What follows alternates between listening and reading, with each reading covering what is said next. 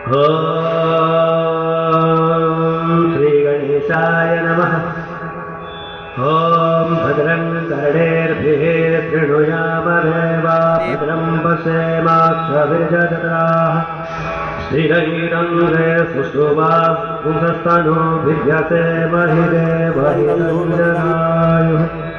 स्वस्ति न इन्द्रो बृहत्सर्वाः स्वस्ति नः पूषा विश्ववेदाः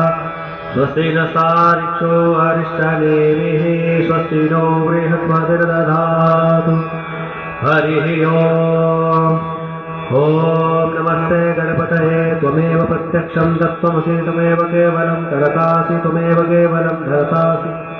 त्वमेव केवलं हर्तासि त्वमेव सर्वकल्पमिदं ब्रह्मासि त्वं साक्षात् आत्मासि नित्यं ऋतं वच्मि सत्यं वच्मि अवत्वं माम् अववक्तारम् अवश्रोतारम् अवदातारम् अवधातारम् अवानुष्यानवशिष्यम्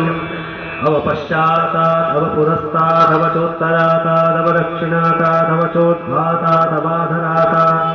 सर्वतो मां पाहि पाहि समन्तात् त्वं वाङ्मय त्वं चिन्तमय त्वम् आनन्दमय त्वं ब्रह्ममय त्वं सच्चिदानन्दतुतियोऽसि त्वं प्रत्यक्षं ब्रह्मासि त्वं ज्ञानमयो विज्ञानमयोऽसि सर्वं जगदिदं तत्तो जायते सर्वं जगदिदं तत्तिष्ठति सर्वं जगदिदं त्वयलमे त्वयले मेष्यति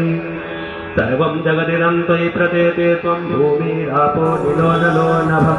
त्वं चत्वारि वाक्पदानि त्वं गुणत्रयातीतः त्वं कालत्रयातीतः त्वं देहत्रयातीतः त्वं मूलाधारशितोऽसि नित्यम्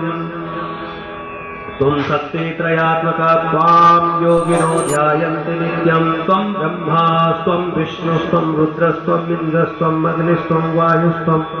सूर्यस्त्वं चन्द्रमास्त्वं ब्रह्मभूर्भुवस्वरो गणादिं पूर्वमुच्चार वर्णादि तदनन्तरम् अनुस्वार परतर